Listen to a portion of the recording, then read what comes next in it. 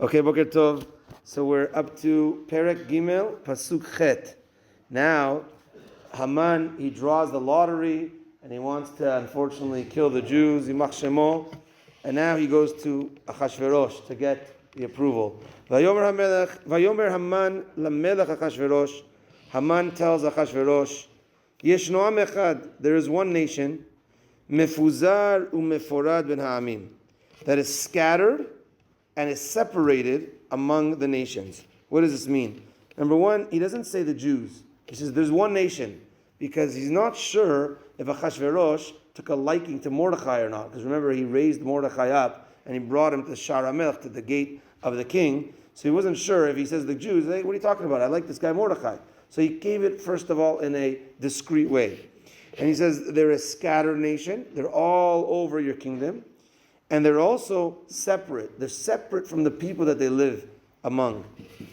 They're in your entire kingdom, meaning you have the ability to control them. They're in your kingdom. Their laws are different than every other nation. They don't marry the people of your nation.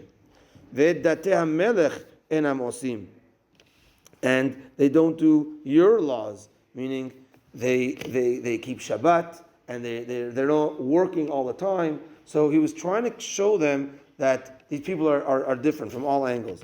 And the king has no reason to keep them. No, here it's coming from a financial. No financial reason, the government explains, besides for taxes that they were paying, there's no gain for you. And that's why we're going to see in a moment that Haman tries to come in with paying money to cover those taxes. So look, all they're worth to you is this tax money. Let me pay this tax money. You see, there's no value for them. And then the next pasuk, Im ala melech tov. If it's good for the king, yikatev la'abedam, right to destroy them, to get rid of them. See, here he's saying it in a way where he puts it in the court. He puts the ball in the court of the king to make him let him make the decision. He says, if it's, what do you think? If it's your advice, if you think it's good, then destroy them. Va'aseret alafim kikar kesef, and 10,000 kikar is a weight of kesef, of silver. Eshkol al yedei oseh melacha, I will weigh according to the people that make the work, meaning the people that are in the business of weighing silver. I'm going to weigh 10,000 kikar kesef.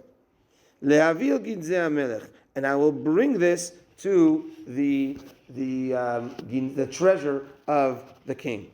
I will bring this to you to cover for this tax, and therefore I've just given you this nation, because people, he said also, people hate them because they do different laws. They don't marry among the people. They don't work on Shabbat. They're people that are different, and therefore there's no reason to keep them. And here the famous Tosfot, the Masechet Megilat, that says that the 10,000 kikar kesef, and eshkol from the word shkalim, but also means the weight, is that Haman paid 10,000 kikar kesef, equaling the shkalim that Bnei Yisrael gave in the Midbar. And the 600,000 Jews, so 300,000 shkalim, because each one brought a half shekel. He makes the whole calculation that it was that he wanted to eradicate them in a spiritual way, saying, look, this is in lieu of Bnei Yisrael, the entire nation. How do you know this? And Tosfot makes a calculation in Masechet Megillah that the weight and everything like that. Achashverosh didn't know this, but this is his plan. So now the Gemara over there says in Masechet Megillah that our shkalim preceded the shkalim of Haman.